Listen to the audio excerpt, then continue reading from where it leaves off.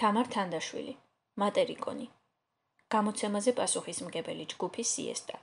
გამომცემელი ქეთევან კილღურაძე. რედაქტორი თამარ ნოსელიძე.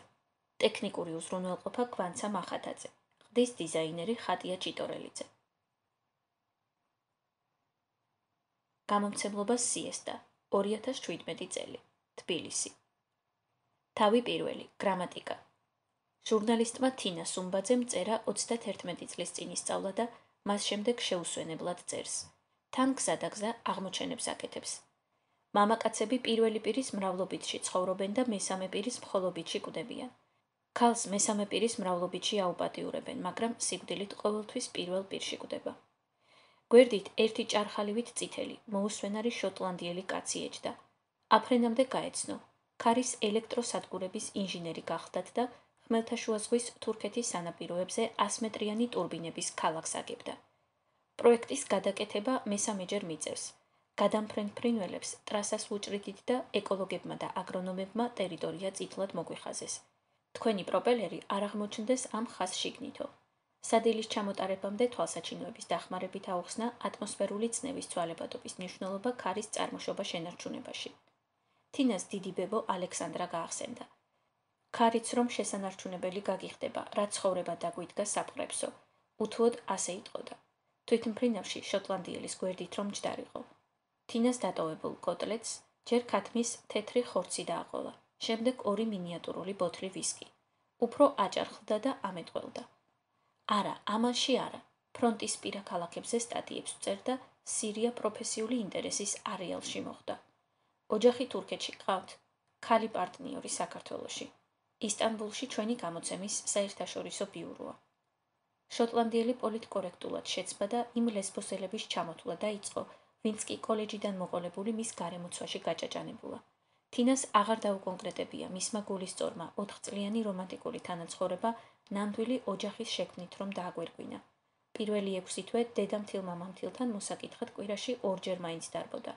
პარასკევობით ქმრის გაგარეულებულ სექსუალურ მადას პორნოებში დასწავლილი მინეტით ათვინიერებდა და დასაურსულებლად ხელსაყრელ დღეებში ზურმუხტისფერ ლენჟერიში ეკვეხებოდა.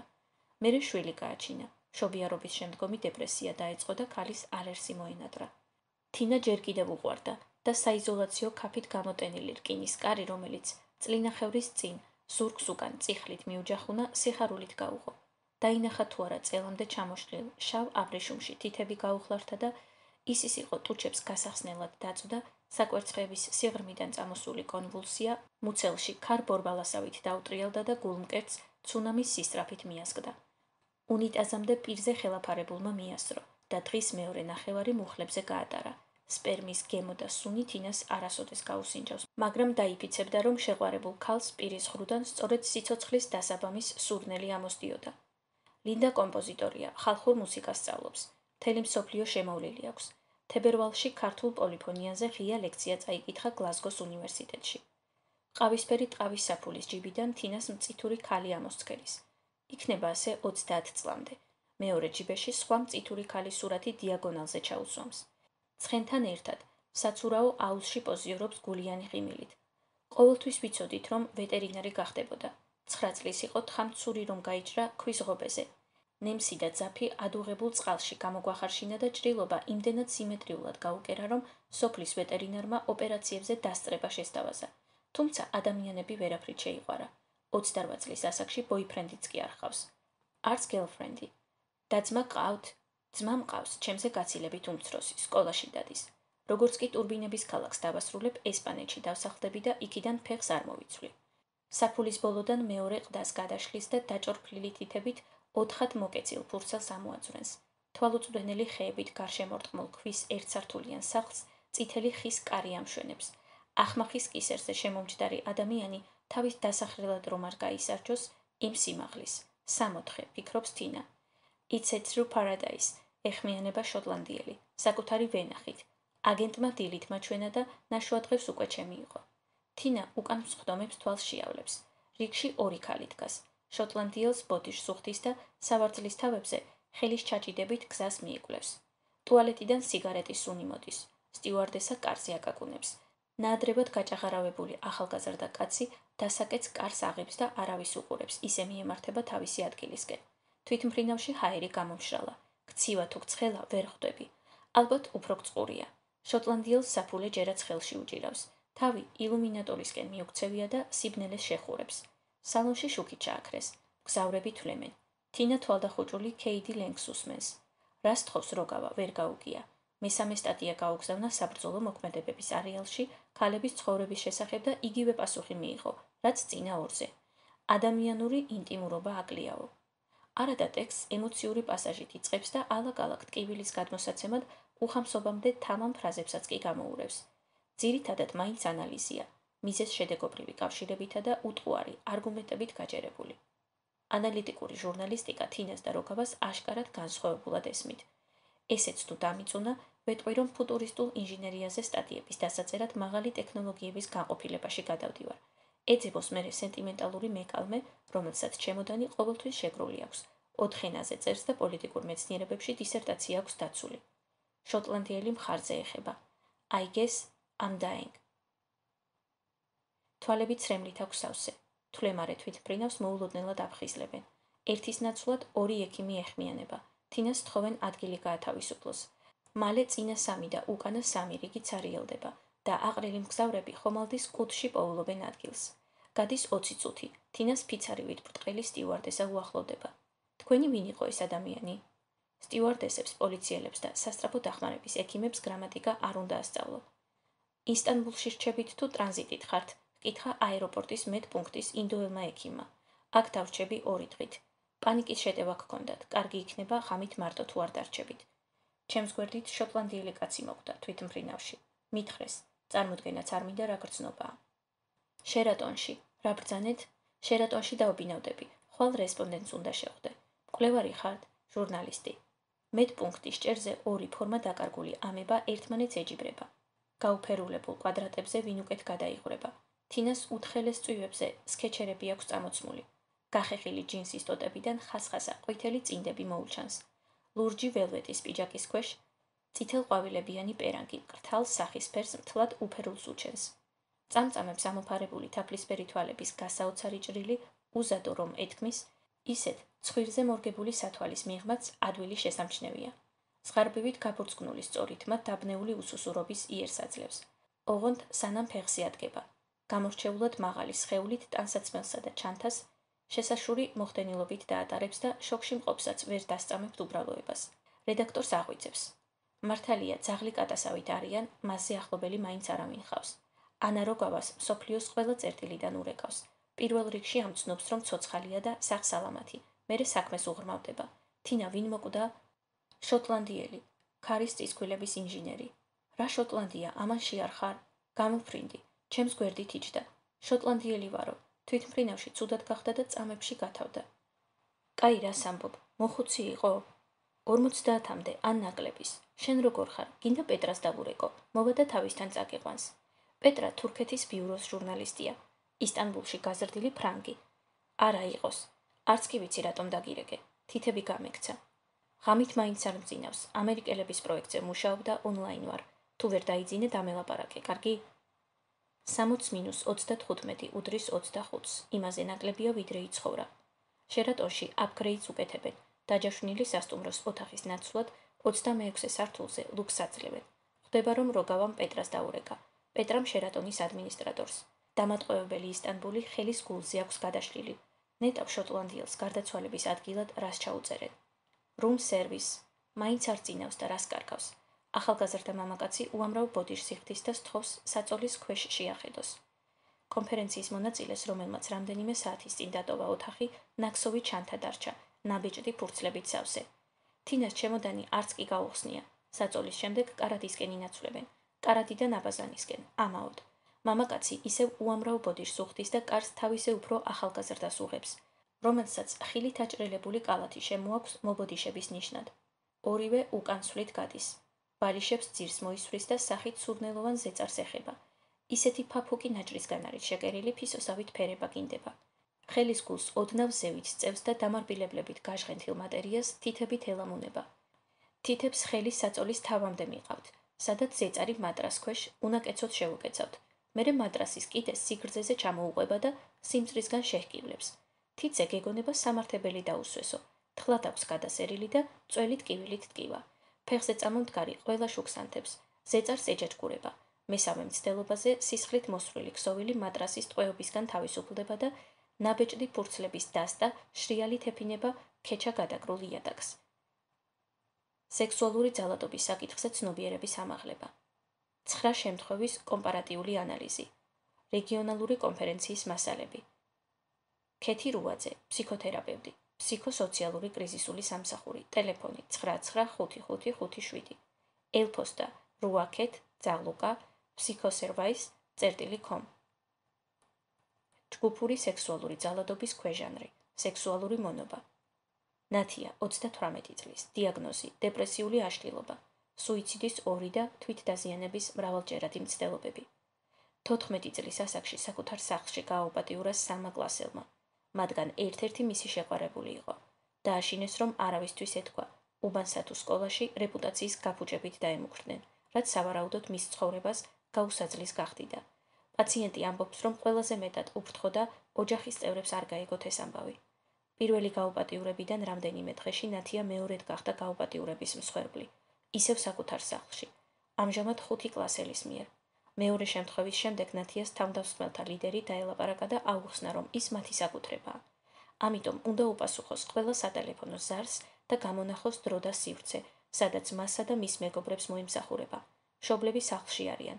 ავად ვარ ან თავის დაძვრენის სხვა მცდელობები არც კი უნდა განიხილოს, რადგან საკუთარ მდგომარეობას ამით საგრძნობლად გააუარესებს.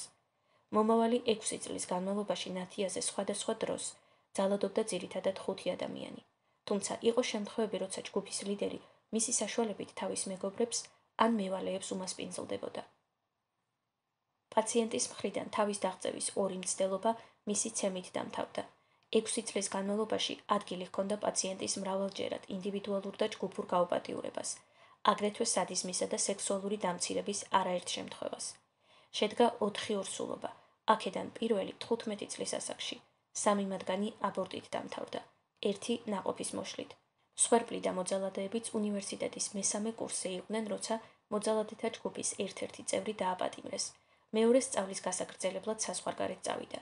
დანარჩენ წევრებს სავარაუდოდ მობეზრდათ ნათიას მომსახურება და ამგვარად სექსუალურ მონობას მან 20 წლის ასაკში დააღწია თავი.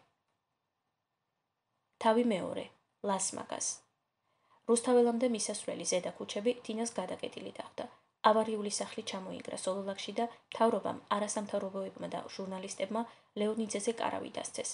მანქანა არენას ბოლოში დატოვა და ლას-მაგასისკენ გზას ფეხით გაუღვა. მარტმა წელს თავი ისე მოიგიჟიანა, როგორც არასდროს. პლუს 22 კვირა ფეხი არ მოუცვლია.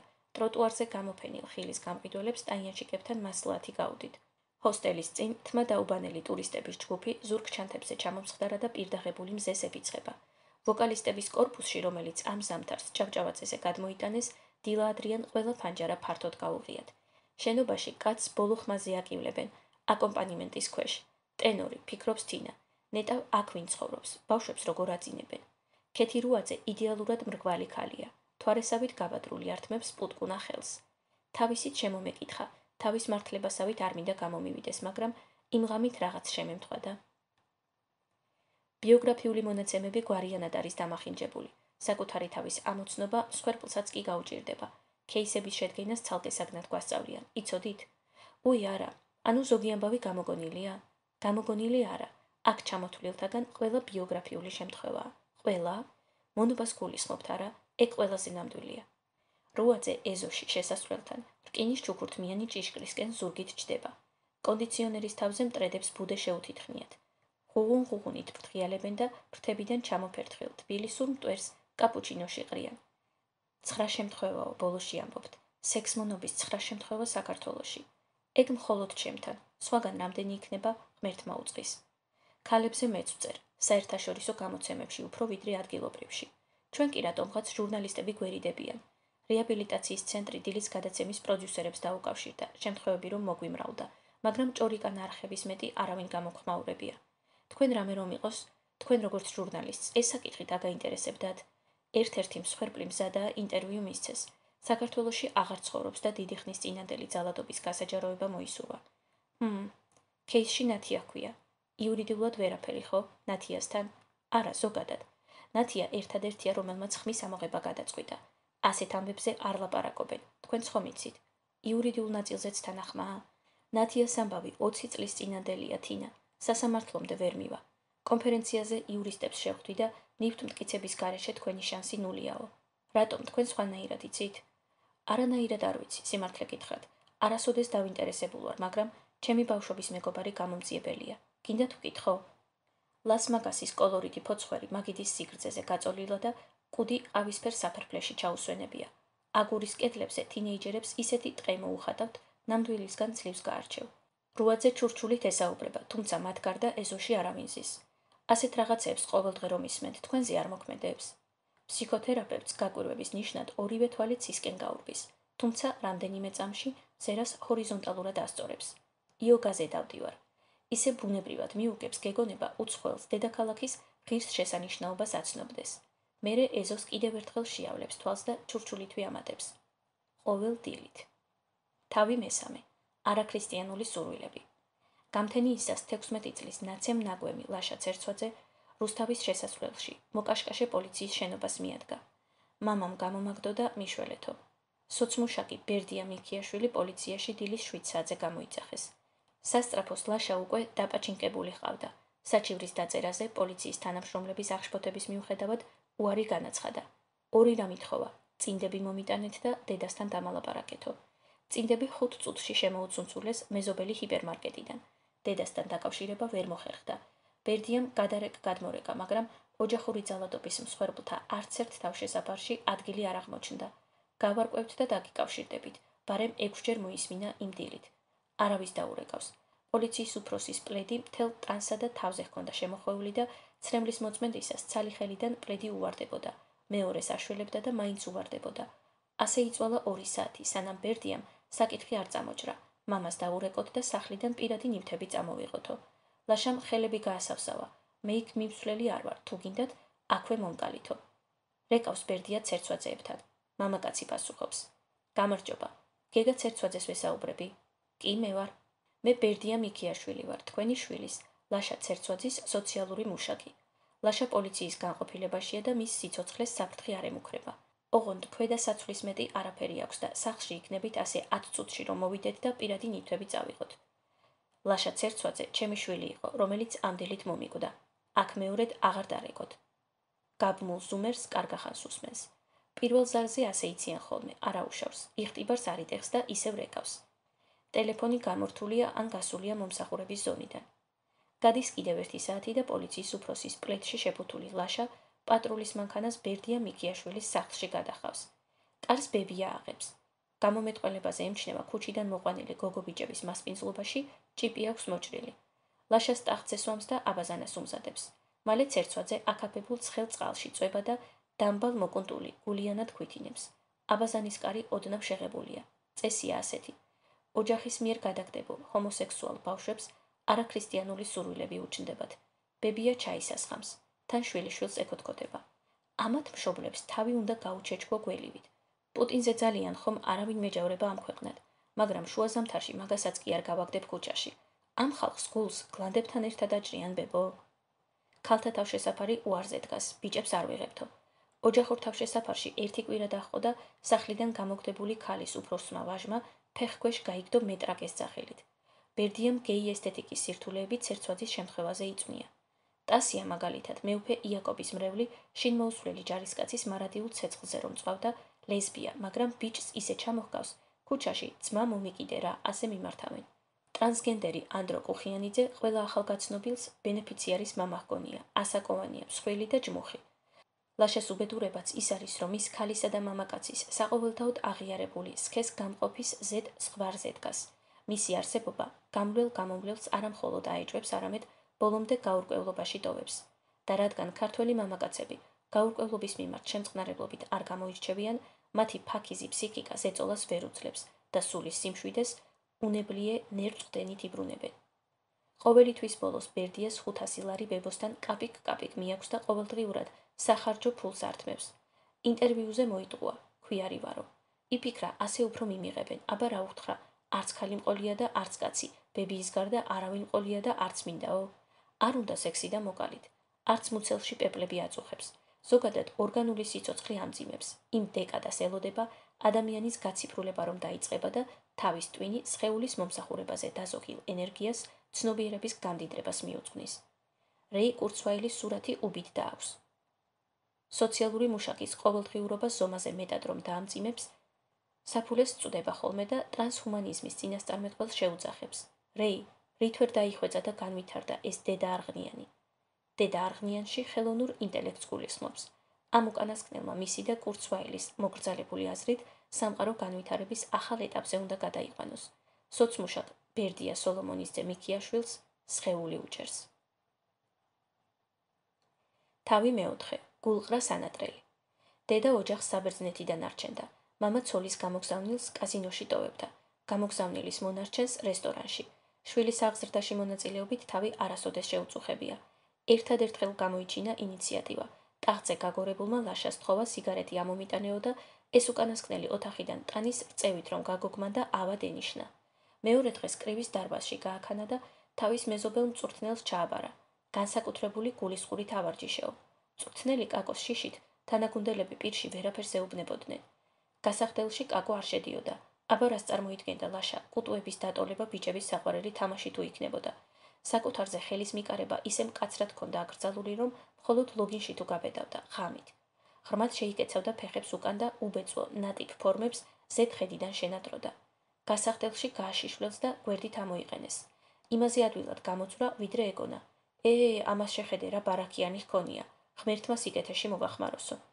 გასახდელის თამაშები მრავალფეროვნებით გამოირჩეოდა. ერთ-ერთი მისი ტრაკისფერება, წამორტყმა, ჩქმედა, აქეთ-იქით გადაწევა და ბურჯგნა გახლდათ. წყლის წვეთები და ორთქლი შეუდარებელი კამუფლაჟი გამოდგა ნამდირალებისთვის. ბიჭად ვერ აღიქვამდნენ, ხან ნათელას ეძახდნენ, ხანაც მაყვალას, უფრო ხშირად ციცინოს. მამას შეაპარა გამოვალო. სკოლიდან გამოდი თუ გინდა ოღონდ კრივზე მანამდე ივლი, ვიდრე მე არ გამოგიყვანო. ლაშას ტრაკი გაეზარდა, მოკრივეებს ფანტაზია. ერთმა დაიმარტო ხელა და ხელი შეავლებინა. ნახე იქნებ მოგეწონოსო, გული აერია და ზედ შეარწვია. მეორე დღეს თანაგუნდელებმა საპატიო წრე შემოარტყეს. გავიგეთ ყლეყვერის ფერება ყვარებია და რომ არ იწვალო აქ არა ვართო. ცხელმა წყალმა ხნა თავისთვის თუ ხელის ჩამორთმევის ახლებულმა რიტუალმა პირველი კრუნჩხვა იმ დღეს დაემართა. თეთრი გუგებისა და ყვითელი დუჟის დანახვაზე ერის გენოფონდი გასახდელიდან ერთმანეთს ასწრებდა. გულყრა ტვინის შერყევას მიაწერეს და ლაშას თავისი ცხოვრების უბედნიერესი თვეაჩუქეს. ბებო სამსახურში იყო, მამა დედის გამოგზავნილ მანქანას ქალ და ქალ დააქროლებდა. თვითონ კი მთელი დღე სახლში, მარტო. მუსიკა ბოლოხმაზე, ბებიისა და დედის კაბები საწოლზე, სილამაზის კონკურსობანა, მაკიაჟი, მიმიკა, პანტომიმა, დეფილე, მოკლედ საკუთარ თავად ყოფნის თაფლობის თვე და გადაწყვეტილება რომ სახლიდან წავა და რადაც არ უნდა დაუჯდეს ნამდვილი ქალი გახდება. გამარჯობა ქალბატონო თეკლა, თქვენი შვილი კარგად არის. ბებია ჩემთან დავაძინე, სხეული დაზიანებული აქვს, თუმცა სასიცოცხლო ორგანოებს არაფერი დაშავებია. როგორც ჩანს, საბერძნეთის გამოღვიძებას გეგა ცერცვაძე უკეთ დაუყარაულდა. უდრეკ ინტონაციაზე ეტყობა თეკლა ცერცვაძეს. მაგ რაღაცით 10 წელი მკურნალობდით და მაინც ვერ მოვაშლევინეთ. არ უნდა რომ ადამიანად იქცეს და თქვენ კიდევ ხელს უწყობთ. სკაიპი აკლებს ასაკს თუ მართლა ასეთი ახალგაზრდა რთული სათქმელია. 30 წელს ზევით არ უნდა იყოს. ფურცელივით თხელი და წვეტიანი ქალია. ქალბატონო თეკლა, მე სოციალური მუშაკი ვარ. გამოგდებული ბავშვების საქმეები მაბარია. ლაშას სახლში შეშვებაზე მამა უარს არის. თქვენ შვილს კი საცვლისმეტი არაფერი წამოუღია. პირადობის მოწმობა, სკოლის წიგნები, რვეულები, კომპიუტერი, ტანსაცმელი, ყველაფერი იქ დარჩა. იქნებ გვიშუამდგომლოდ. სკოლაში ხომ უნდა იაროს, იმეცადინოს, რა ვიცი, ცხოვრება გააგრძელოს. იცი რას გეტყვი შვილო? სკოლამ გადარია ჩემი ბიჭი. გამოურეცხეს ტვინი დასავლეთის საცდურებით. მან დასწავლიან ხორცის პატივისცემას, მშობლის იგნორირებას, აღვირახსნილობას. რა უნდა სკოლაში, მაინც არ სწავლობს. თქვენ თუ მაგისთვის სიკეთე გინდათ ეკლესიაში წაიყვანეთ. აღსარება ათქმევინეთ და სიბილწეები მოაშლევინეთ. ილოცეთ რომ კაცად იქცეს. თავზე ხელს კი ნუუსვამთ. ღმერთო რა დავაშავე ასეთი რომ ერთადერთი შვილი გარყვნილი და ავადმყოფი მყავს. არ სჯობდა საერთოდ არ დაბადებულიყო. წარეთ ტირის. მესმის ქალბატონო თეკლა, კარგად მესმის თქვენი გულის ტკივილი, მაგრამ იქნებ ტანსაცმელი, წიგნები და პირადობა მაინც დაებრუნებინა მამამის. მე წამოვიღებ. თქვენი მეუღლე რომ არ შევაწუხო, დაელაპარაკებით. დღის ბოლოს გეგა ცერცვაძე ბერდიას ურეკავს და მოკლედ მოუჭრის. ნათლიამისთან ტოვებ ჩემოდანს, მიბრძანდით და აიღეთო.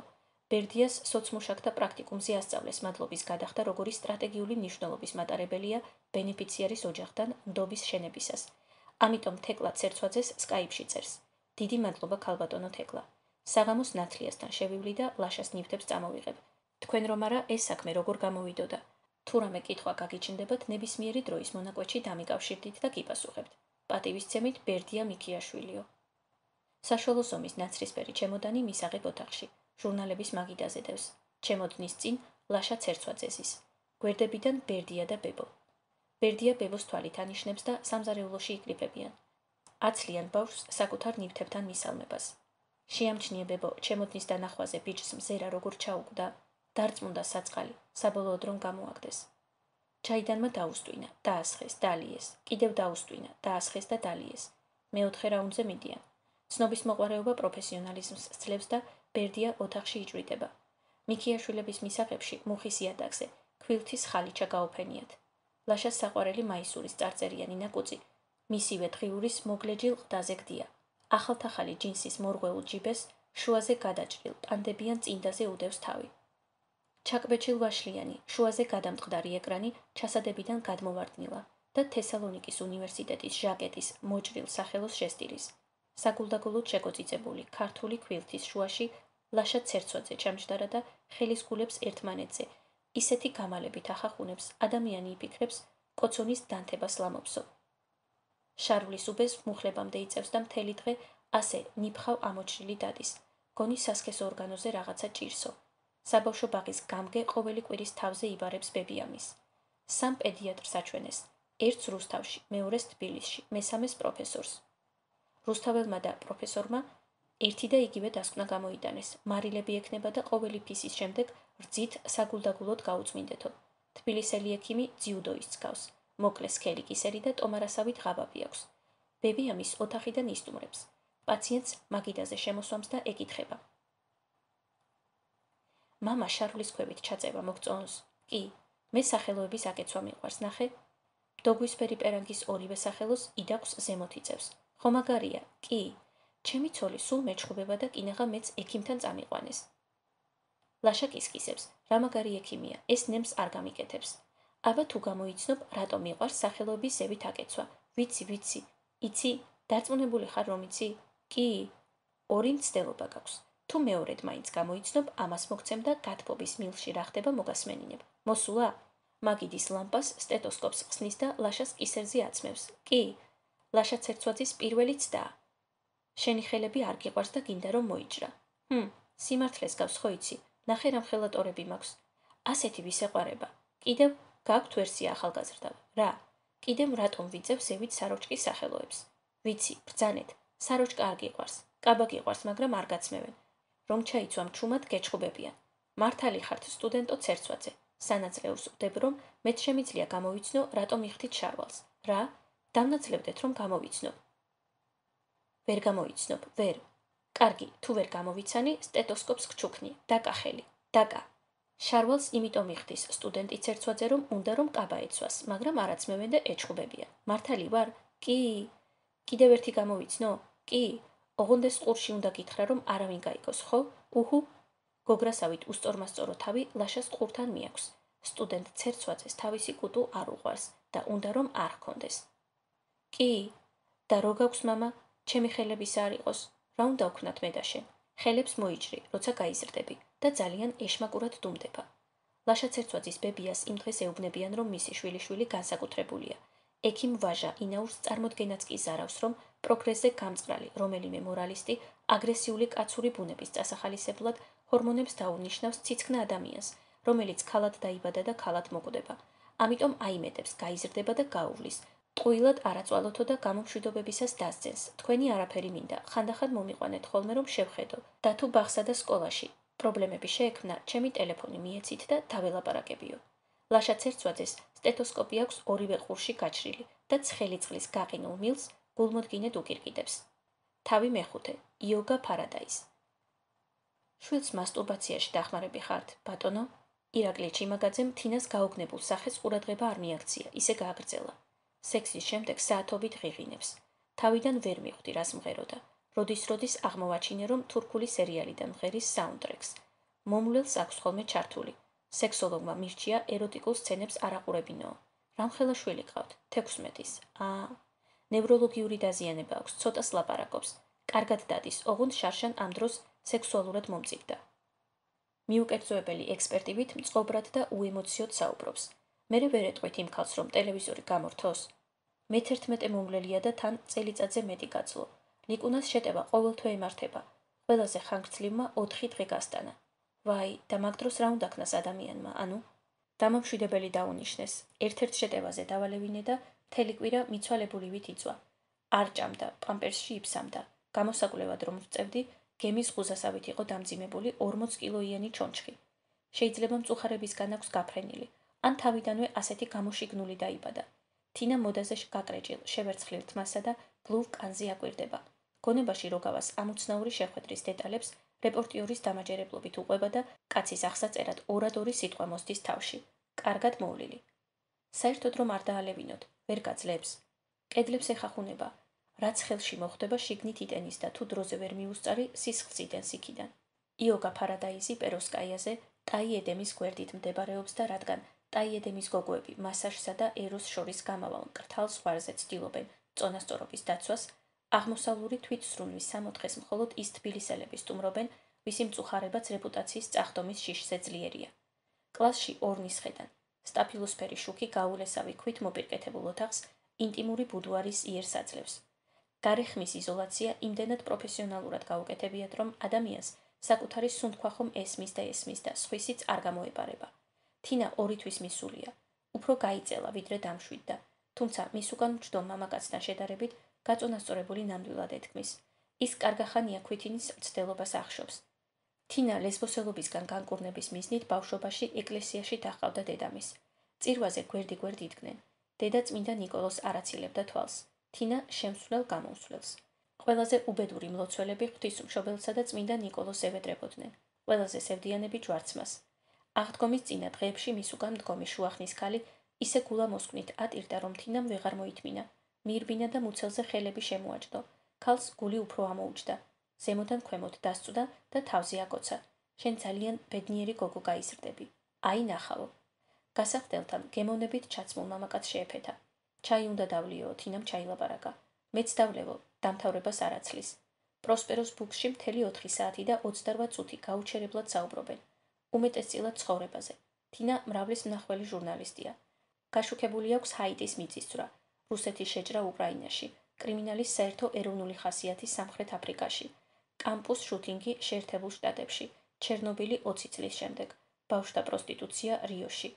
ფლობს 2 სამაგისტრო ხარისხს სოციალურ პოლიტიკასა და პოლიტიკურ მეცნიერებებში, მაგრამ სექსოლოგიაში მოიკოჭებს. რას წარმოიდგენს თავის ტვინის მძიმე ტრავმის მქონე ადამიანს სექსის თავი თუ აქვს, სურვილზე რომ აღარაფერი ვთქვათ. წინა სექსოლოგმა კაცი პროსტიტუტი მოუყვანეთო. არც ვიცოდი ასეთები თუ არსებობდნენ. ჯერ სამაგი მომთხოვა, დავთანხმდი და წინასწარ გადავუხადე, მაგრამ როგორც კი დაინახა, ფერი წაუვიდა, ფული მომიგდო და ბოდიში მომიხადა. არ შემიძლიაო. ლამის ეზომდევდიე. სულ ხვეწნით მომაბრუნე. ლიკუნამ რაუ, ხომ არ შეეშინდა? არა, უცებ მიხვდა ვინც იყო და ისე მიუალერსა გეგონება კაცს კაცზე იცვლისო. მერე მთელი დღე ღიღინებდა და თავისი ნებით ჭამა. კიდევ მოვა? ოქტომბრიდან მთელი ზაფხული თურქეთშია მივლინებით. ფულზე მწყრალად არის, წარმოგიდგენია, კაპიკს არ მართმევს, ხან ტანსაცმელს ჩუქნი, ხან ტექნიკას. რა უცნაური პროსტიტუტია. სექს თერაპევტი ვარო, ასე მითხრა. სექს თერაპევტი? არც კი გამიგია, მაგათ სადმე ამზადებენ? ონლაინ კურსი აქვს გავლილი, ოღონდ სასერტიფიკატო გამოცდები არ ჩაუბარებია. მოიცა, ოქტომბრამდე წამალი უნდა ასვა? არა წამალი თინა, მკვდარიშვილის ყურებას ვეღარ გაუძლებ. ერთი სექსოლოგი მირჩიეს, ლილი, გვარი დამოიწყდა. ყოფილ ვაკის ლეჩკომბინატში, დრო გაქვს რო გამომყვე, ქალია და მიტყდება. ის კაცი იყო წინა. ტვინით ქალი. ნახევარზე მეც შავი სათვალე უკეთია. ზოგს ყურსასმენი აქვს გაჩრილი. ყველა მოშორებით დგას. რადიოლოგიის კაბინეტთან, ვინმეს სექსოლოგიის პაციენტი არ ვეგონო. არადა ჯინაზე კორიდორის ძველი კომუნისტური ფანჯრები დღის შუქს 360 გრადუსით აგროვებს მორყეული კლინიკის გასამზეურებლად. თავის დროზე ნაცნობობის გარეშე ცხვირს ვერ შეყოფდი. პარტ ელიტისა და წითელი ინტელიგენციის ჯანმრთელობაზე ცოდნითა და გარეგნობით გამორჩეული ექიმები ზრუნავდნენ. აქაურ კოლექტივს რომ შეუერთდა ლილი 26 წლის დამწყები გინეკოლოგი გახლდათ. ხშირი ხუჭუჭით მითა და გამხდარი სხეულისთვის შეუფერებელი ტლანქი ხელებით. საგარეო საქმეთა მინისტრის პირველი მოადგილის შვილს სამსახურზე უარს ვინეტყოდა. ვანიკოსთან რატომ აღარ გინდათ მისვლა? ბრწყინვალე სპეციალისტია. შეერთებულ შტატებში გადასახლდა ქალბატონო ლილი. როდის დედა ეს რა ხდება? ხელისუფლება თუ არ შეიცვალა, მალე მოხუცებისა და ბავშვების მეტი აღარავინ დარჩება. ისევ ის ბანდიტები არჩევდნენ. გამოამზეურებდნენ მერე ნაფტალინში შენახულ პატრიარქს და ღმერთი გვსჯის ერთმორწმუნე რუსეთს რომ არ ვემეგობრებითო. საერთო რწმენა გაგვაწყობს. ექიმის უკან დაგსაქსულ ბზარებს ჭრელა-ჭრულად დასურათხატებული ნაწილობრივ ნიღბავს. მოპირდაპირე კედელზე გაცრეცილი მენდელეევის სისტემა გაუკრავთ, რომლის განსხვავებული სიმაწყრის რუხი ელემენტები ფონად დადებულ ჭუჭყიან თეთრს საბჭოთა პოლიგრაფიის ორგანულობით ერწყმის. მაგიდაზე შემოდებულ საშვილოსნოში ჩანასახი ქუჩის ძაღლებით დამრგვალებულა. ტრავმის შემდეგ მალევე შეამჩნიეთ გაზრდილი მოთხოვნილება. პირველი 4 თვე კომაში იყო. გვეგონა აღარ გაიღვიძებდა. ნახევარ წელიწადში მეტყველება დაიწყო. შარშანდლამდე ისეთი არაფერი, მაგრამ შარშან მომვლელი ხავდა, დოდო. მის ოთახში ეძინა და ერთ ღამესაც კივილით გამოვარდა. ბოლომდე არ თქვა რა მოხდა. კოშმარებს ხედავდა და მერე დამეჭიდაო. ვერ მიხვდით რას გულისხმობდა. მეორე დღესვე წავიდა. მერე ლამარა მომვლელმა ღამით ხელი მომკიდა და მასტურბაცია მომთხოვაო. ასე გავიგეთ, რაც ჭირდა. მომვლელმა ხელი ჩამკიდა და მასტურბაცია მომთხოვაო. ლილი ექიმი ირაკლი ჩიმაკაძის პასუხს მრავალ ფურცლიან დავთარში სიტყვით იწერს. ირაკლი, წამალზე რამდენი ხანი ყავდათ? ერთი კვირა. ვიცი რასაც ფიქრობთ, მაგრამ ვანიკო ექიმმა რომ მითხრა თქვენ შვილს, ან მასტურბაციაში დაეხმაროს ვინმე, ან სექს მუშაკი უშოვეთო, მეგონა სხვის თავს ხდებოდა ეს ყველაფერი. მერე მივეჩვიე. უბრალოდ ლიკუნას სექს თერაპევტი თურქეთში წავიდა და შემცვლელი ვერ ვიპოვეთ. დამოუკიდებლად რომ შვება ისისხლიანებს. შესაძლებელია ვინმე მასწავლოს, დაუზიანებლად რომ გააკეთოს. ტრენინგი ჩაუტაროს, ან რამე ამგვარი. რა თქმა უნდა, ასეც უნდა მოიქცეთ. მომვლელებთან მუშაობთ ძირითადად. გამოუშვით და ჯერ მეტ დავატრენინგებ, მერე ფსიქოლოგი. სატელეფონო კონსულტაციებსაც გავუწევთ საჭიროების შემთხვევაში. პირდაპირ ლიკუნას რომ ასწავლოთ, ირაკლი, თქვენი შვილისთვისაც გაცილებით უსაფრთხო იქნება, თუ დაეხმარებიან. ქალბატონო ლილი, მე-11 მომვლელი გამოვიცვალეთ. ახლა 2 ყავს, მორიგეობენ. დარწმუნებული ვარ, არც ერთი არ არის ამაზე წავსვლელი. თქვენს ადექით და დააძალეთ. ქმრები რომ არ გაექცეთ, პირში კარგად იღებენ. ვაგინა უფრო სუფთა არ არის. თინას ისტერიული სიცილიც ასკდა, ირაკლის თავშეკავებული. ამ შემთხვევაში გამონაკლისს ვერ გააკეთებთ, ისევ თინა მიმარჯვა. გავაკეთებდი გენაცვალე ჩემი რამიდის, მაგრამ არ ემუშავებს, გამიგეთ. მთელი ტანით მაგიდისკენ იხრება და ისე აგრძელებს. მშობელი და ბიძაშვილ დეიდაშვილი ამ შემთხვევაში შეუცვლელი ალტერნატივაა. ეგ როგორ? დედა და ლიკუნას ხომ ხავს? დედა ჰყავდა, მაგრამ აღარ ჰყავს. დეიდა, მამი და ქალი ნათლია. დედის ერთა ვარ ქალბატონო ლილი. ერთი ნათლია კაცია, მეორე გარდაიცვალა. ნუ მაშინ ლილიკო სექსოლოგი თაბახის ფურცლების დასტას ზევიდან და ქვევიდან, ხელის გულით ათანაბრებს და ირაკლი ჩიმაკაძეს თვალში თვალს უყრის. ირაკლი ჩიმაკაძე მთელი გულით სიკვდილს ნადრობს. მონიკა ხელს უწვდის და უნდილად ართმევს. თინა, ირაკლი. წითურია, საშუალო სიმაღლის. ფეხები კისრიდან ეწყება და აღარ მთავრდება. სკამის მეოთხედზე ჯდება. მუჭის ოდენა ჩანთას ორივე ხელით ჩაფრენილი. ისეთი ჩამოქნილი ნაკვთები აქვს, თვალს ვერ მოსწყვეტ. მონიკა, როგორ გაიგეთ ჩვენს შესახებ? ჩემმა მეგობარმა მითხრა ვაჟიკო. მუდმივი სამუშაოს ვარიანტიაო. თინა მერიდიან მარველისთვის ქართულ პროსტიტუციაზე სტატიების სერიას რომ წერდა, მასალის მოსაგროვებლად 4 რესპონდენტს შეხვდა. 2 მათგანი მოქმედი მოდელი იყო და ცნობილი სამოდელო სააგენტო მაღალი რანგის უცხოელებსა თუ ადგილობრივებზე საათში $500 ანათხოვრებდა. მესამე ავჭალის გზატკეცილზე, გადაყენებული მანქანის მძღოლებს ორალური სექსით ანაღლებდა. მეოთხე 24 წლის ყოფილი ტანმოვარჯიშე, ვაჟიკო ერემაძე კვირის დღეებში სატრენაჟორო დარბაზში ინსტრუქტორად მუშაობდა, უქმეებზე კი პირადი მწვრთნელის მისიით შენიღბულ სექს ვორკერად. მუდმივი როგორ, ყოველთვე, ზუსტად 6 დღის განმავლობაში აქ უნდა იცხოვროთ და მოთხოვნის მიხედვით იმუშაოთ. დღეში რამდენი კლიენტი მეყოლება? მხოლოდ ერთი, ახალგაზრდა გოგოა, ლიკუნა ჰქვია. სრული პაკეტით? ეგ რას ნიშნავს? მორიდებით იკითხავს ირაკლი. ორალური, ვაგინალური, ანალური, ოღონდ სადომაზოს მე არ ვაკეთებ. როგორ გითხრათ, ჩემი შვილი ჩვეულებრივი გოგო არ არის. თავის ტვინის ტრაუმა აქვს, რაც მეტყველებაზე, სააზროვნო ფუნქციებსა და მოტორიკაზე აისახა. მონიკა წამით შეწდება, მაგრამ მალევე მოდის გონს. გონება ჩამორჩენილია? ვიცი, მიმუშავია მაგათთან. ირაკლის პროტესტს თინა მყისვე, განმგმირავი მზერით კლავს. მართლა მონიკა, რამდენი ხანი იმუშავეთ? ცოტას მოგვიყვებით მაგ სამსახურზე? ერთი იყო ბიჭი, გელივით ყმუოდა. ასეთი დაიბადა და ნუ ერექცია რომ ჰქონდა ავეჯს ამტვრევდა. მერე ის იტკინა რამდენჯერმე, ვეხმარებოდი ხოლმე. მერე აღარ დაჭირდათ თქვენი მომსახურება? მოკვდა. მენინგიტი დაიმართა და მაღალი სიცხისგან გაიგუდა. კიდევ ერთი მყავდა, ჩემი მუდმივი კლიენტის დეიდა. სკლეროზი დაემართა, სულ ახალგაზრდას და ქმარი აღარ ეკარებოდა. მაგასთან დავდიოდი 2 წელი თითქმის. გარდაიცვალა საწყალი? არა ცოცხალია, მაგრამ თავი პატარა გოგო ჰგონია. ერთხელაც მივედი და სკოლის ჩანთიდა და კიკინებით დამხვდა. ჩემთვის გათხოვებამდე არ შეიძლებაო. მონიკა CNN-ის ახლო აღმოსავლეთის კორესპონდენტივით საუბრობს. ელაპარაკები.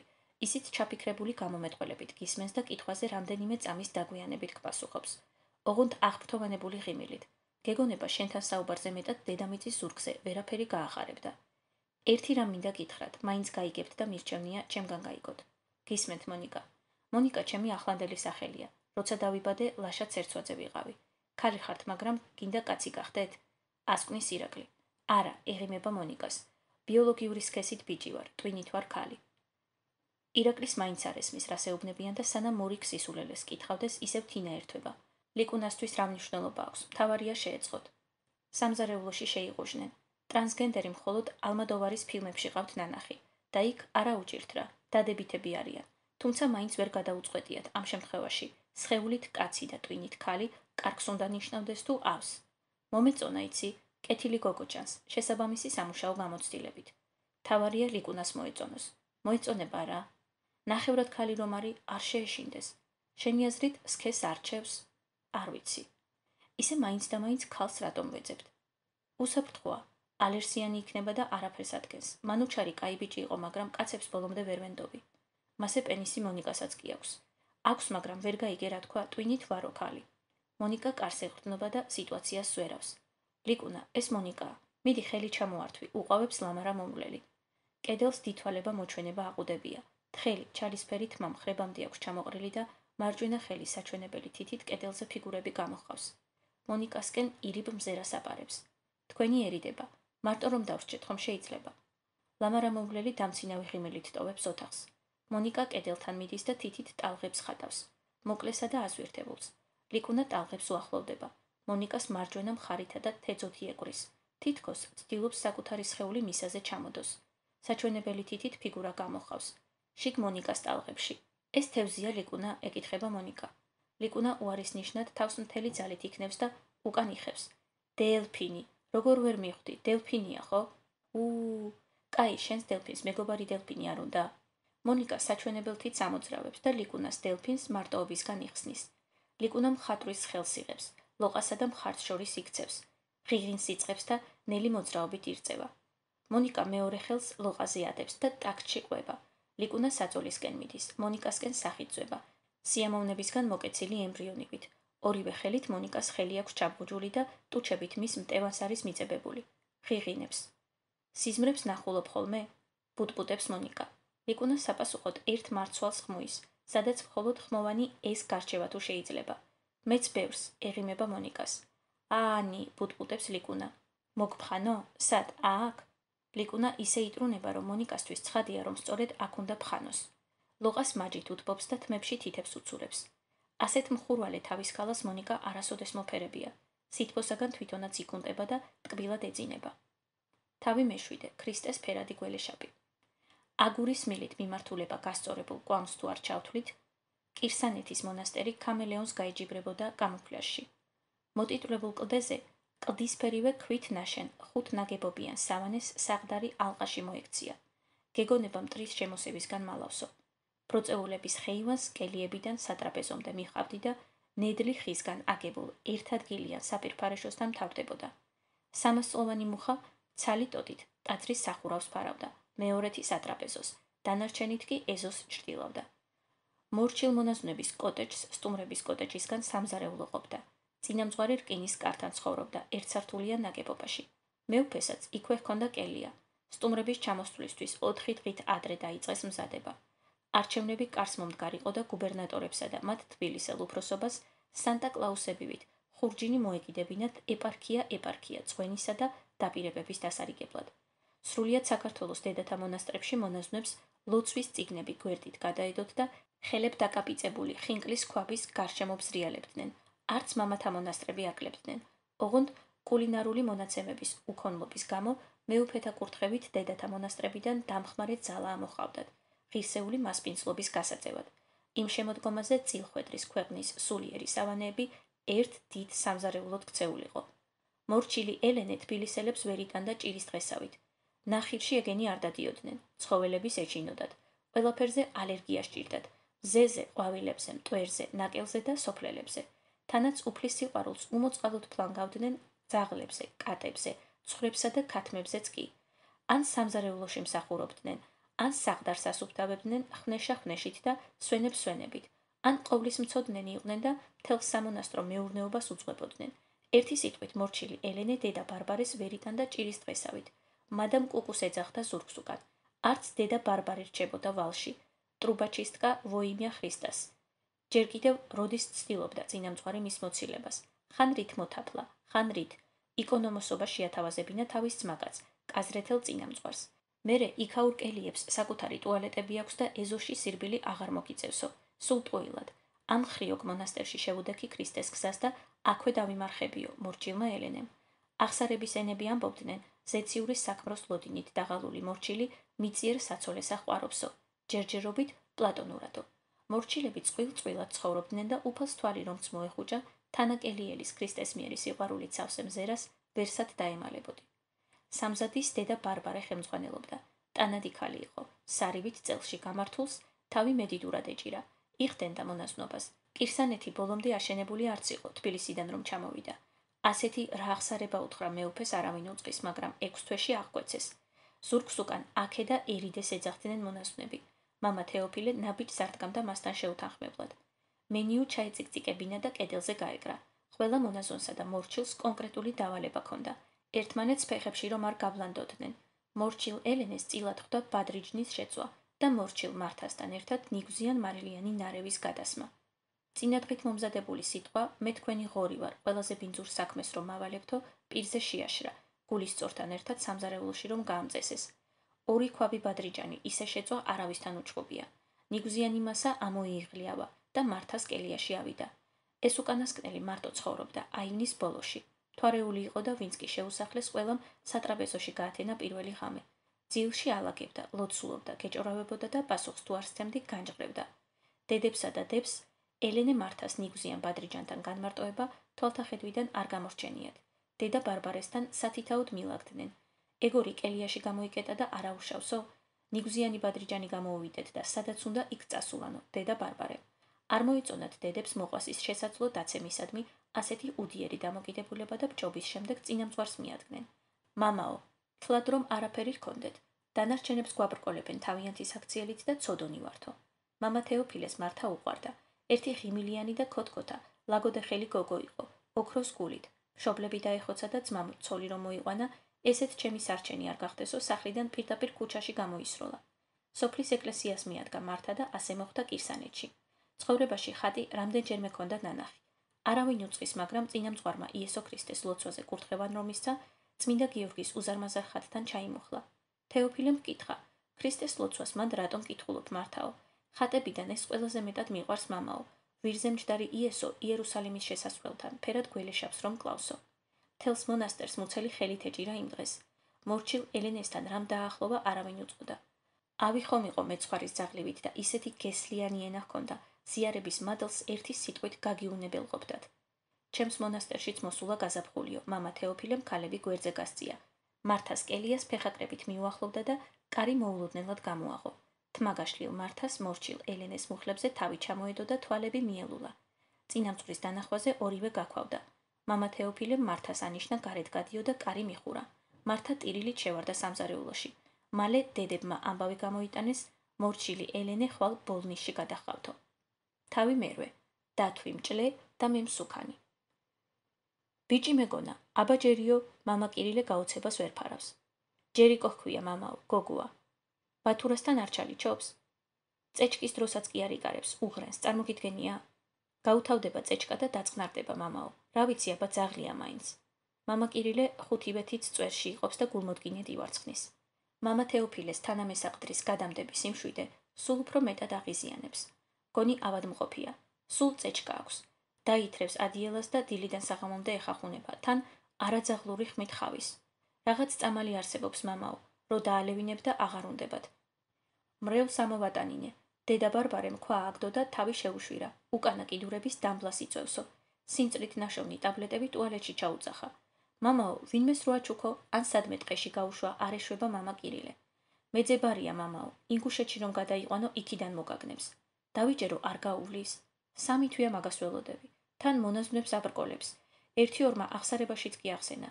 გითხარი იმ კვირას, მეუფე სტუმრები რომ მოყავს? 2 მოსკოველი ბიზნესმენი, ნაღდათ არ მინდა მონასტერში მძრეველ ძაღლს უყურონ. კაი, დილითვე წავიყვან. ძალიან ადრე წაიყვანე რა მამაო. დედა ბარბარემ თუ რამე იეჭვა, ვერ გადაურჩებით. მამა თეოფილე მოუთმენლობისგან შუბლს იფხანს. მაგას თავი მეუფე ხომ არ გონია. თავი ვინ გონია არ ვიცი, მაგრამ ხანდახან ისეთი თვალებით მიყურებს, ლამის აღსარება ვუთხრა. ლაგოდე ხელი ჩერჩეტი გოგო რომ მყავს, ის დაიმეგობრა და სულ სუბერავენ ამ ძუკნას. წინამძღვარმა ჩააბარა. თბილისელია და მაგათ ძაღლები და შვილები ერთნაირად უყვართო. თავი ტანზე დიდი ჰქონდა, გადაწონიდა ხოლმე და ძირს ადენდა ბრაგვანს. მუჭში ეტეოდა რომ ამოიყვანეს. ფაფებს უხარშავდა დედა ბარბარე. თავისი საწოლიც მოხვა, რბილზე რბილი. პირველ ღამეს იმდენი იტირა და იწკმუტუნა რომ მონაზონს გული დაეწვა და ყელთან მიიწვინა. ჩათბა, გაისუსა და დილამდე დრუნჩი არ გაუნძრევია. მეორე ღამეს ჩაწვა თუ არა ლოგინში ბარბარე სასტუმალთან დაეყუდა. განა ყველა დედაო, ყავისფერი თვალებით უთხრა. უსახელოდ დადიოდა კარგახანს. ვერაფერი მოიფიქრებინათ, რა დაერქმიათ. არაეროვნულ ჰაბიტუსზე იდგა გოგო და ჩორნა, ბომბორა თუ დათვი შეუფერებელი იყო გერმანული, მოკლე ბეწვიანი პოინტერისთვის. ერთხელაც დედა ბარბარე თავის მეჯვარეს ესაუბრებოდა ტელეფონით. ორივეს ამერიკული სერიალები უყვარდა და კინოსამყაროში ერთმანეთს აკვალიანებდა. დედა ბარბარე ჯერიკოთი იყო გატაცებული. მანჩოს არწმუნებდა დაიწყე ჩამთრევიაო. რა ქვია ჯერიკო? ერიკი? ჯერიკო, მანჩო, ჯერიკო. დაუმარცხლა დედა ბარბარემ. უსახელო საწოლის ქვეშიდან გამოძვრა და ცხოვრებაში პირველად დაიღეფა. რაო ჩემო სიცოცხლე, მოგშივდა? მოძებნე, ფენტეზია. ვერ მოძებნა. რა ვერ მოძებნა, ყველა გვერდზე დევს ჯერიკო, ჯეითი. ლეკმა მეორედ დაიღეფა და ფეხებთან ჩამოუჯდა. გონი მოწონს ჯერიკოს რომ მარცვალ. ჯერიკო, ვაფ. ასე შერჩა ჯერიკოს ჯერიკო. წინამძღვარი ისე უყვარდა, როგორც ქართველ მამებს უყვართ შვილები. თავზე ხელს გადაუსვამდა, ყელს მოფხანდა და დაუბრუნებდა მონაზონს. არც სხვა მონაზვნები ისვამდნენ გულში. ერთის გარდა. ძაღლი იყო ბოლოს და ბოლოს. თანაც მისი უნგრული სოსისებისთვის ფული უცებ ჩნდებოდა, როცა დედები უსახსრობის გამო თვეობით წიწიბურაზე ისხდნენ. მორჩილი მართა განსაკუთრებული მზრუნველობით დაფოფინებდა ლეკვს. შუა საკუჭნაოში დიდ ტაშტს დადგამდა. წყალს გაუთბობდა და კანის გაცლამდე ხეხავდა ხიღინ-ხიღინით. დათვი მჭლედა მე მსუქანი, დათვი მჭლედა მე მსუქანი. მაინც ვერ გასუხდა ჯერიკო. ტანი უცებ აიყარა და ფეხები დაუგრძელდა. ამასობაში წინამძღვარ თეოფილეს ჰასკის ლეკვი აჩუქეს. ცისფერთვალება თოვლის გუნდა და უნგრული სოსისების ადრესატიც შეიცვალა. მართა, მაგორ სტუმარს რა ჰქვია, რომლებს დედაო? მეუფის გვერდით რომ მზის მელოტი და იმის გვერდით ნავარჯიშები. არ იცნობთ დედაო, მეუფის სულიერი შვილები არიან. მელოტი გივის არდიაშვილია, წამლების ბიზნესი აქვს. მეორე საბა მაჩუტაძე. მოსკოვში ცხოვრობს, მილიონერია. აქ არასდროს მინახავს. ეტყობა აღარ გახსოვთ დედაო, ზიარებისთვის სულაკ დადიან. სუფრა მდორედ მიდის. პატრიარქის სადღეგრძელო, ერთმორწმუნე ძმების სადღეგრძელო, ქართველი ქალის სადღეგრძელო დედა ბარბარეს თამადობით ისმება. ამ ლამაზი სუფრის მომზადებაში ვინც მონაწილეობა მიიღო, არც ისავ იწყდებათ. მეუფე ალავერთ სტუმრებთან გადადის. მელოტი უცებ აკვარაღჭინებს, სუფრასთან მსხდომ ქალბატონებს მადლობას უხდის და დიდხანს სიცოცხლეს უსურვებს. ნავარჯიშები უფრო ენაწყლიანია, შეფიქრიანებული სახით, პაუზას იჭერს. სატრაპეზოში ისეთი დუმილი ისადგურებს მხოლოდ სასმისით ხელში მდგომ ქართველ მამაკაცს რომ შეუძლია გამოიწვიოს. ჩემო სულიერო დებო, კაცის ცხოვრება აზრისგან იქნებოდა დაცლილი, თქვენისთანა მშვენიერი და ამაღლებული არსებები რომ არ უმშვენებდნენ მხარს. გაგონილი გექნებათ ალბათ, ყველა დიდი მამაკაცის უკან დიდი ქალი დგასო. სოფლიოში ვერც ერთი მეცნიერი, პოლიტიკოსი, წერალი ვერ დაიგვეხნის წარმატებას ქალის დახმარების გარეშე მივაღწიეო. ქალი რომ არა, ჩვენ არ გვექნებოდა ალბათობის თეორია, არ გვეყოლებოდა პიკასო, სალვადორ დალი, სტალინი, დავით აღმაშენებელი. არ გვექნებოდა ჩვენი ლამაზი სამშობლო და რა თქმა უნდა, ასეთი მადლის მატარებელი ეკლესია. თქვენ ყოველთვის მხარში ედექით ქართველ მამაკაცებს ძირძველი ქრისტიანული ღირებულებების დაცვაში. თქვენ იბრძოდით და იღუპებოდით ქრისტეს რწმენის სადარაჯოზე. ქართველ წმინდანთა დასი უამრავ ქალბატონს მოიცავს, რომელიც ქართული სულის გადასარჩენად ფიზიკურ ტკივილს არ შეუშინდა და მსოფლიოს სულიერების მაგალითი უჩვენა. დღეს ქართულ მართლმადიდებელ ეკლესიასა და სრულიად საქართველოს გაცილებით საშიში მტერი ყავს, ვიდრე ყიზილბაშები და არაბები იყვნენ. ის ცხვრის ტყავში გახვეული ებრძვის ჩვენს სულიერ საგანძურს და ჩვენს შვილებში კლავს იმ საუკეთესოს, რასაც უხსოვარი დროიდან ელოლიავებოდნენ ჩვენი სახელოვანი წინაპრები. ეს მტერი არის დასავლური სამყარო, ყველასთვის ცნობილი სქესობრივი აღვირახსნილობითა და სოდომ გომორის ცოდვით. ქართული სულის ჭეშმარიტ გულშემატკივრებს დღეს, როგორც არასდროს, ისე გვჭირდება თქვენი დახმარება. ეს დახმარება პირველ რიგში თქვენი ლოცვა და კეთილი სიტყვაა და რა თქმა უნდა, თქვენს მიერ ქრისტიანობის დასაცავად ამაღლებული ხმა ლახვარივით ბასრი იარაღი იქნება ოქტომბრის არჩევნებზე. თქვენ ყველანი თითით საჩვენებელნი ხართ თქვენი ოჯახებისთვის, მეგობრებისთვის, მეზობლებისთვის. თქვენი სიტყვა და მოქმედება ჭეშმარიტად და საქვეყნოდ სამაგალითოა. ამიტომ უმორჩილესად გთხოვთ, ვისთანაც ხმა მიგიწვდებათ, მიიტანოთ მათ გულებამდე ქრისტიანული არჩევანი. ჩვენ ყველას უნდა გვახსოვდეს, დღეს რომ იესო ჩვენს შორის იყოს, ის ხმას ჭეშმარიტ არჩევანს მისცემდა. თავი მეცხრე, სიყვარულის ღმერთი. საჭმლის მომზადება ვიცი ბოლოს და ბოლოს, სამსახურს ვიშოვი, ბინას ვიქირავებთ და ყველაფერს ავაწყობთ. 30 გადაცილებული შავთვალა სანდომიანი მონაზონი ფაშფაშა ახალგაზრდა მონაზონის ფეხით ჩამჯდარა და თავსაფარს ქვემოდან ზემოთ ალერსიანად უსწორებს. იქ რა უნდა ვაკეთო? თავიდან სადმე დაიწყებ მართა, მერე უკეთეს ადგილას გადახვალ. თუ მუშაობა არ გინდა მე ვიმუშავებ, შენ უბრალოდ იჯექი და დაისვენე. ქალაქში რომ არასოდეს მიცხოვრია, მეტროში ერთხელ ვარ ნამყოფი ბავშვობაში. იმ ცემენტის კუბოში დავიხრჩობიელე, მოვინანიოთ და დაგტოვებს კირსანეთში. დედა ბარბარეს ვათხოვნინოთ. შენ ხომ იცი მაგას უარს არაფერზე ეუბნება. კარსიკით ფაჩუნის გაგონებაზე ორივე მონაზონი დუმდება. ადგილზე გაშეშებული სმენად ქცეულან. გამხდარი ფეხაკრეფით კარს უახლოვდება და სწრაფი მოძრაობით აღებს. კორიდორი ცარიელია, ჯერიკოს ფრატუნიც კი არის მის. მთელი ცხოვრება წვერიან მაჯლაჯუნებს მუხლებზე უნდა ვედგეთ ერთმანეთის სიყვარული რომ გვაპატიონ. ასი აპირებ დაბერებას. ოთახში შემოbrunებული ბრაზიანი ჩურჩულით ეკითხება ლოგინზე ჩამომჯდარ შაოსანს. ელენო, ლოგინი ხო არ არის ყველაფერი, ისეც ხომ ერთად ვართ ყოველდღე. ერთად ხო? ბოლოს მარტო როდის დაგტოვეს, გახსოვს მაინც? საპირფარეშოში რომ მივდივარ, იქაც შპიონი მომყვება. ტრაპეზის დროს როგორ გვიყურებენ? დამცინავი ეჭვით. გეხვეწები რა, ერთხელ ვცხოვრობთ, როდის დავიხოცებით არ ვიცით. რა დაშავდება მართა ჩვენც რომ გავიხაროთ. ცოდვა როა, სოდომ გომორისო. ყველა ცდება და ჩვენ ვართ მართლები დავიჯერო. დაივიწყე ეგ ზღაპრები, ჩვენი იესო სიყვარულის ღმერთია. მაგასაც ხო ამბობენ. ეგ როგორ გამოდის? ზოგი სიყვარულია და ზოგის სოდომი და გომორი? ამას წინათ ვკითხე ლოცვისას მართა და წამში მიპასუხა. არ ყოფილა ეგ ცოდვა. მე უფეს კითხე ოქრო? არა, ქრისტეს. გულით ვილოცე მთელი ღამე და დილით ვუთხარი. ნიშანი მომეცი, ცოდვაში თუ ვარ და დავივიწყებ ჩემს მართას მეთქი. და იცი რა მოხდა? სული გამიტბა. ფილტვები სიყვარულით გადამევსო და ძლივს ამოვისუნთქე. გვაკურთხა, გიყვარდეთ ერთმანეთიო. ასი სახარება რომ დამიდონ წინ და თავად პატრიარქმა მომცეს, შენთან დაშორების კურთხება, მაინც ვერ გადამარცმუნებს. ქრისტეს არ შეეშლებოდა. ფაშფაშა მონაზონი 30 გადაცილებული შავთვალა სანდომიანი მონაზონისკენ იხრება და თავსაფარს სულ კოცნა-კოცნით უსწორებს. ელე ძალიან მიყვარხარ, ღმერთია მოწმე, მაგრამ აქ მინდა ცხოვრება. ყველას ვიცნობ აქ. შენ არა თქვი არ ვიცით როდის დავიხოცებითო. შენ რო რამე მოგივიდეს თბილისში, მე რა უნდა ვქნა? უკან არავინ მიმიღებს და განათლება მე არა მაქვს და პატრონი მე არა მყავს. აქ დავრჩეთ რა ელენუკა. თუ გინდა ახალ მონასტერში გადავიდეთ. იქა ვთქვათ რომ დები ვართ და იქნებ ერთ კელიაში დაგვასახლობ. გეხვეწები არ მეჩხუბო ოქრო. ხვალ რა ვჭამოთ, იმაზე მაინც არ ვიდარდებთ. იცი რა ძნელია როცა არ იცი, ხვალ საჭმელი გექნება თუ არა, სახლი გექნება თუ არა. არ იცი შენ ეგეთები ელენო, არ გამოგიცდია. თავი მიათე, გზამკვლევი. დედა ბარბარე ეზოს ბოლოსკენ გავარდა და საპირფარეშოში ძლივს შეასწრო.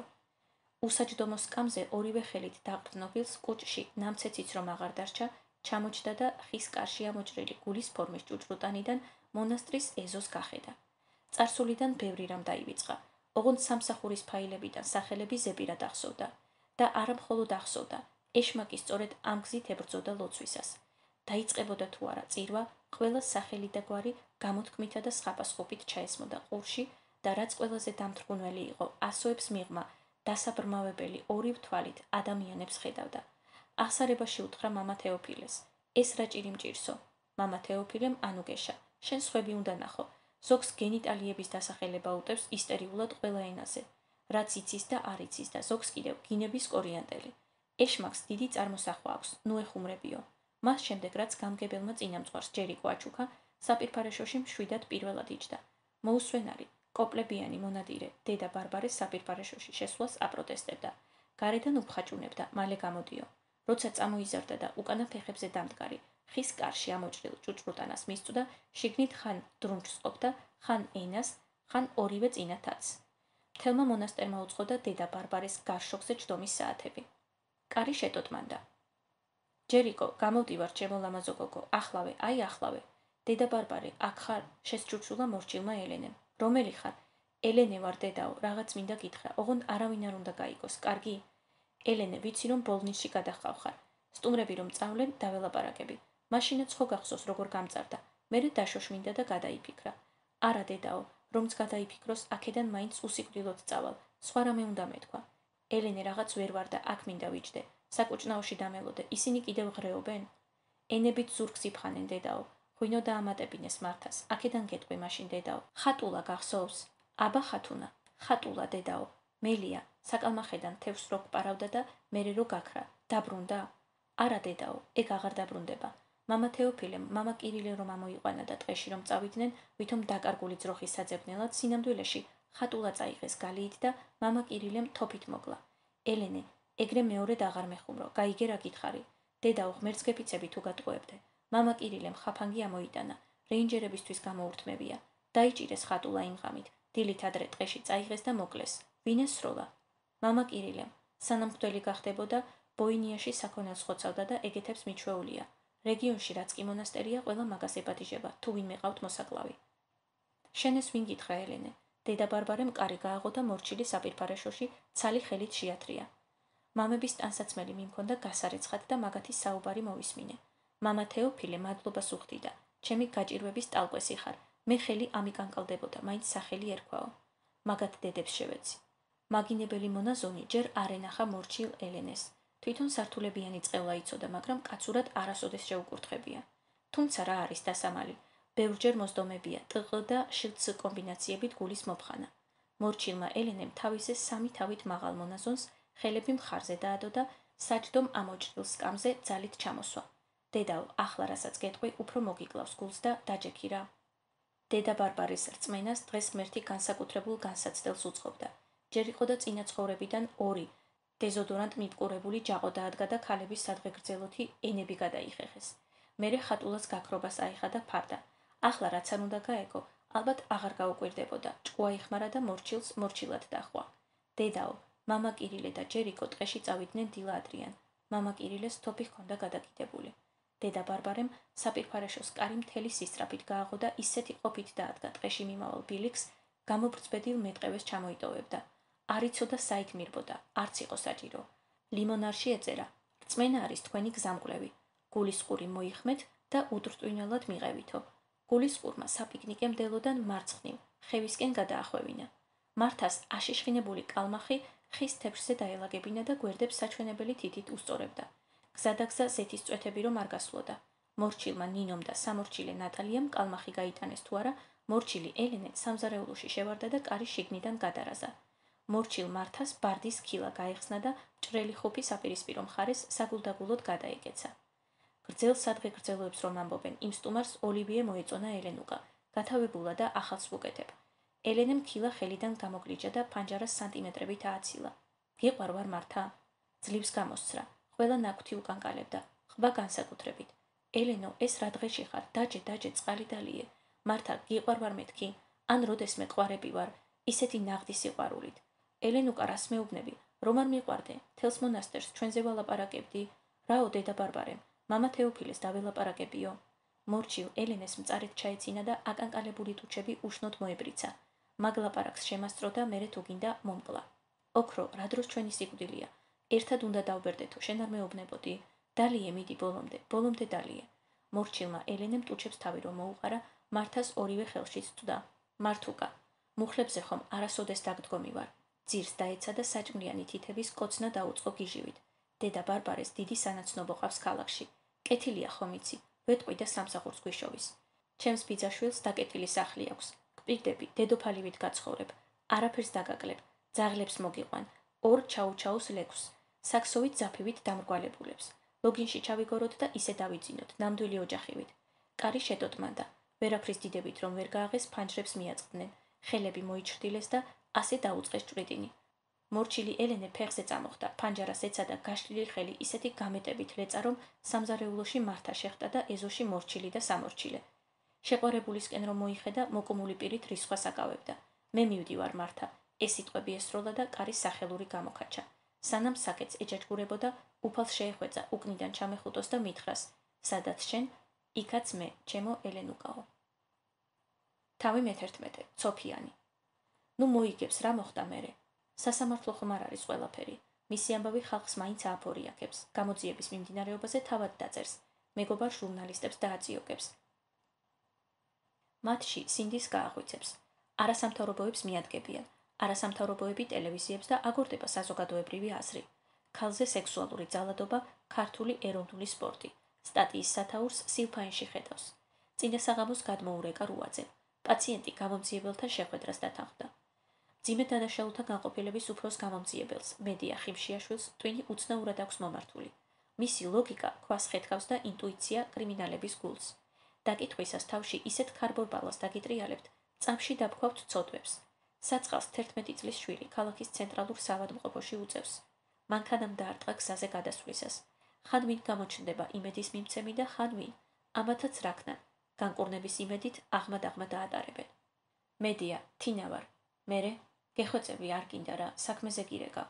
საყვარლის საფლავივით ქუჩა-ქუჩა უნდა გეძებო? ერთ ადამიანს შენი ნომერი რომ მივცე, შეიძლება? ძალიან ჭირდება და უარი არ მითხრა. მიეცი. მედია, პირდაპირ გულზე მომეშვა სახელი რომ გახსოვს. ძაღლს რომ პატრონი მოენატრება, ისე მომენატრე. ძუ. პირველი რიგიდან წამოსული გამამხნევებელი ყიჟინა დარბაზის გუგუნში იკარგება. რაჭიში აქვთ ასეთი, ერთი თავით მაღლები არიან ქართველებზე. ყველაზე უხერხული მეტოქია, ვისაც კი შეხვედრიან. პრივალტელებზე უარესი. თამაშის ტემპს სწრაფი კონტრშეტევებით აკონტროლებენ და სამქულიანებს როგორც კალათში სიმინდს ისე ყრიან. თესეუ გარღვევაზე თამაშობს და 2 ქულით იგებს. რექტორი ესწრება, თვითონაც ყოფილი კალათბურთელი. ამ შეხვედრისთვის იმდენი ივარჯიშეს, რომ ქანცი გასწყდათ და თამაშის წინა დღეს მწვრთნელმა ზაალიშვილმა გოგირდის აბანოში წაასხა რელაქსაციური აბაზანის მისაღებად. თინა სუმბაძის გამოსვლა თამაშის დღემდე კითხვის ნიშნის ქვეშ იდგა. გუნდის ექიმმა ქვა აგდო და თავი შეუშვირა, ეგ ფეხი სულ მოძვრება, თუ არ დავასვენეთო. თუმცა გადაწყვეტილება შეცვალა. ტყვიასავით სწრაფი მარჯვენა თავდამსხმელი ყველა სიკეთესთან ერთად ცაცია და ვერ ბლოკავენ. სუმბაძეს და ხიმშიაშვილს დაუმარცხებელი ტანდემი აქვთ. მეორე ტაიმის ბოლო წუთებში ბელორუსებმა ტემპი დააგდეს. თამაშის მოსაკლავად დაცვაში დადგნენ. თინა დევივით უზარმაზარ დაცვას 2 მოძრაობით უწყლტება და ფართან მირვის. უკან გამოხედვა არ სჭირდება. ზურგის ტვინით გრძნობს ხიმშიაშვილის ჩაწოდებას. ბურთი აგვიანებს. მთელი ტანით ტრიალდება და მაყურებლისკენ აუჩქარებლად მიმავალ თანაგუნდელს მოკრავს თუ არა თვალს, მისკენ დაოთხილი გარბის. დაქალის სხეულის ენა შტორმის წინ გარინდებულ ბუნებასავით მშვიდობიანია. მედია, თავი დაანებე, მედია, შორიდანვე უყვირის. დაანების ბოლო მარცვალზე ბურთი მოთამაშის მარჯვენას წდება. პირველი რიგის სკამზე თითქოს სხვათა შორის ჩამომჯდარი კაცის ცხვირპირს ცომივით ეტყებება და ისევ ხიმშიაშვილის ფეხებთან მიგორავს. მედია ბურთს გაშლილი მტევნით იღებს და მოწინააღმდეგე გუნდის კაპიტანს აწვდის, გააგრძელეთო. საჭს პირში სასტვენი უქვავდება, მაყურებელს ენა. დისკვალიფიცირებული ხიმშიაშვილი თამაშის დარჩენილ ნაწილს სათადარიგოთა სკამიდან თამაშობს. მწვრთნელი ხვდება, რომ ადგილიდან ღრიალში ვერ აჯობებს და უკან გაფენილ პირსახოთზე მიესვენება. მატჩის შემდეგ ამირან ზაალიშვილი მედიას ლექციას უკითხავს სპორტსმენის რკინის ნერვების თაობაზე. ნაკრებში რომ ვთამაშობდი, ერთი მოგზავნილი საკავშირო მასშტაბით დამზდებდა და დედას გაუჩერებლად მაგინებდა, ქართულად. აბა მე რა უნდა მექნა? მითხარი, მომეკლა ის გოთვერანი, ერთი ძუძუ დაიძახა უბედურმა. თანაც შენ კი არა, იმ ბელორუს ტკაჩენკოს ეძახდა და კაცი დაასახიჭრე. რას ფიქრობდი, ხა? არა, მაინც რას ფიქრობდი, ჩააცივდა. ბურთი უფრო კარგად უნდა ყოფილიყო გაბერილი, ბატონო ამირან, პასუხობს მედია. ვახ, ჩემი, ზაალიშვილი გასახდელიდან გადის, მოვიგეთ და ნეტა მაინც მომხსნიან. დერეფანში საკუთარ თავს ხმამაღლა ეკითხება. ბიჭები, რომლებიც ჭიპამდე სწუდებოდნენ და ბიჭები, რომლებსაც შანსი არ ჰქონდათ, სირაქლემების ჯოგს ეძახდა. მედია გუნდში ბოლო მივიდა. გამთამაშებელი გაუთხოვდათ და ვაკანტური ადგილი გაჩნდა. იურიდიულის მეორე კურსელი ყველას თავზე დაჰყურებდა. თინამ გასახდელში კარადა შეიცვალა. მისი უღმერთოდ პროპორციული სხეული თვალში რომ არ მოხვედროდა. მედიამ მეოთხე ვარჯიშის შემდეგ სხვებისგან თავად გამოარჩია. მეორე კორპუსიდან რუსთაველამდე თამაშის სტრატეგიაზე შეკითხვები დააყარა და უმეტესობას თვითონვე გასცა პასუხი. დამშვიდობებისას კი დიდ აივნიანი სახლისკენ მიუთიტა, როცა მოგინდეს ამოდი. უნივერსიტეტის გარდა არსად დავდივარო. შემდეგი 3 წელი ქოთნის ყვავილებით ჭერამდე ამოშენებულ აივანზე იცხოვრეს. თინას მედია ჩუმად და სიგიჟემდე უყვარდა. მედიას თინა ხმამაღლა და დასავით. გაზაფხულის მჩატეს უნიტრიალებს. კაფეს უკანა ეზოში სხედან. თბილისში ერთ ციცქნა მიწის ნაკვეთზე ამდენი ხე არ უნახავს მედიას. მზე გადადი გადმოდის. უცნაური მსუბუქი ვაკუუმი იპარება სხეულში და ყურძნის მტევანივით ჩამოკიდებულ გულს ქვევიდან ზევით სწევს. ქუჩებში უზრუნველი სილაღის ტალღები დაძრწის. სალი უცხოეთიდან ახალ ჩამოსულს გავს. თმა მოთეთრო ქერად აქვს შეღებილი და მოკლედ შეჭრილი. სხვადასხვა ტონალობის მწვანე ფერში გამოწყობილა. მინდვრის ყვავილივით უმალვე გამოარჩევთ. ოდნავ ღრმად ჩამჯდარი თვალები შუბლს ქვემოდან ინტელექტუალურ ნაღველს ასხივებს. მიუხედავად კეთილგანწყობისა, მისი ხმა შორიდან სწუდება მოსაუბრეს. თითქოს მიახლოების სასურველ მანძილს არეკლილი ეკოთი ზომავდეს. მედიამ ძალადობის მსხვერპლებთან ინტერვიუს ტრენინგი ორჯერ მაინც გაიარა. ამიტომ საქმეს ქრესტომათიული სიფრთხილით ეკიდება. მისალმების შემდეგ აფრთხილებს, რომ ეს საუბარი ანონიმურია და თუ სალი უხერხულობას იგრძნობს, შეუძლია საუბარი შეწყვიტოს. სალი კითხვის დასმას არც აცდის, პირდაპირ თხრობაზე გადადის. ამჟამად საკუთარი სახელებისა და გეოგრაფიული ადგილების ხსენებისგან თავს იკავებს, მაგრამ მომხდარს დაწვრილებით უზიარებს. თხრობას ერთადერთხელ წყვეტს და ტირის, თითქმის შეუმჩნევლად. ამ ამბის დასაწყის რომ იხსენებს. მედიას დეტალები აინტერესებს. ჯგუფურ გაუპატიურებაზე როგორ არსმენია, მაგრამ სექსმონობის შესახებ რაც კი შეუსწავლია, მხოლოდ შეერთებული შტატებისა და ბრაზილიის გეტოებში გავრცელებული კრიმინალური დაჯგუფებების შემთხვევებია. ჩვეულებრივ გარემოში, თანაც საშუალო სკოლაში ასეთი რამ თუ ხდება, ვერ წარმოიდგენს. რამდენად შორს იხედებით სალი. სასამართლომდე ვერ მიაღწევთ. ამას წინასწარ გეუბნებით, მაგრამ საქმის გახმაურებას უდავოდ შეძლებთ. ყველაზე მეტად იცით რა მინდა? ახალგაზრდა გოგონები და მათი მშობლები გავაფრთხილო. ადამიანისთვის ცხოვრების დასამახინჯებლად აღვირახსნილი კრიმინალი სულაც არ არის საჭირო. ჩემს შემთხვევაში ეს არაფრით გამორჩეულმა 5 ბიჭმა გააკეთა. ერთის გარდა ყველა კარგად სწავლობდა. სპორტზე დადიოდნენ, ინგლისურზე, ხატვაზეც კი. ახლა სად არიან არ ვიცი, მაგრამ დარწმუნებული ვარ დაოჯახდნენ და კარიერა აიწყეს. არ გამოვრიცხავ რომ ნანობენ კიდეც. ერთადერთი სიტყვა უნდა მეთქვა და ყველაფერი დამთავრდებოდა. თუმცა ეს სიტყვა მე არ ვიცოდი. ახლა კი მინდა სხვებს ვასწავლო. იქნებ ვინმე მაინც გადარჩეს. ქართველი ქალის სიცოცხლის თვითღირებულება მედიამ 16 წლის ასაკში იანგარიშა. ჯერ კიდევ ბებიასთან ცხოვრობდა პლეხანოვის თბილისური ეზოს პირველ სართულზე. იმ დილით ჰოფმანი შეუყვარდა და შუაღამის მიუხედავად წიგნი ხელიდან ვერაფრით გაეგდო. ძნელია ასე ლამაზად ჩამოყალიბებულ ცხოვრებისეულ მოსაზრებებს მოწყდე. კატის დაწერილს ხომ მით უმეტეს. ზაფხულის დილა დაათენდა. უცებ კარზე ისეთი გამალებით მიუბრახუნეს, რომ ფეხზე წამოვარდა და ინსტინქტურად გააღო. პილოტის უნიფორმაში გამოწყობილი მიткаლივით გათეთრებული კაცი უაზრო ფრაზებს ლუღლუღებდა.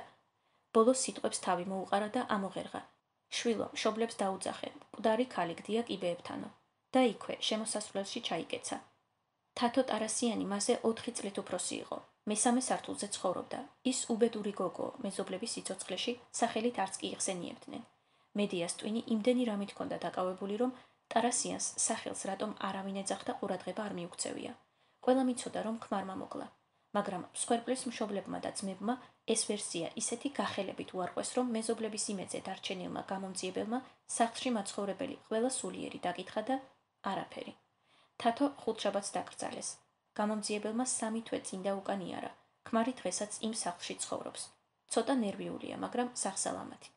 სალი კვირას ბავშვი საფრანგეთში მიმყავს გამოკვლევებზე. 1 თვეში დამირეკეთ. მანამდე კი დაჯექით და ეს ისტორია უზუსტეს დეტალებში აღწერეთ. ერთი შეხედვით უმნიშვნელო წვრილმანებიც კი არ გამოგრჩეთ. ჩამოვალ თუ არა, ვრცელ ინტერვიუს ჩაგიტარებთ. საქმეს დავხვეცთ და ბრძოლისთვის მოვემზადებით. კაფედან გამოსული სალი მონიავა უკვე ოპერასთან საშინელ სევდას გრძნობს. უნივერსიტეტთან კი ამ სევდის მიზეზს. ხიმშიაშვილი მისი ასაკის ქალია, ზომიერად ქერა, ოდნავ ქედმაღალი და ძალიან ქალური. ერთი შეხედვით ისეთი არაფერი, მაგრამ რომაელი ლეგიონერივით კბილები აქვს ალესილი და მცირე ნიშანი უნდა რომ უმოწყალოდ გეცეს. ნეტავ ბავშვობაშიც ასეთი იყო, ნეტავ თვითონაც ასეთი დაბადებულიყო. ცოფიანი. მატერიკონი. წიგნის გარეკანის აუდიო დესკრიფცია. გარეკანი წარმოდგენილია მართკუთხედის ფორმით. მართკუთხედის 2/3 არის არათანაბრად წითელი ფერის, რომელსაც ფონად თითქოს პარალელური ზოლები დაჰყვება. გარეკანის ზედა 1/3 ნაწილი არის თეთრი ფერის, რომელსაც ცენტრალურ ნაწილში აქვს შავი ფერის წარწერა. მატერიკონი თამარ თანდაშვილი.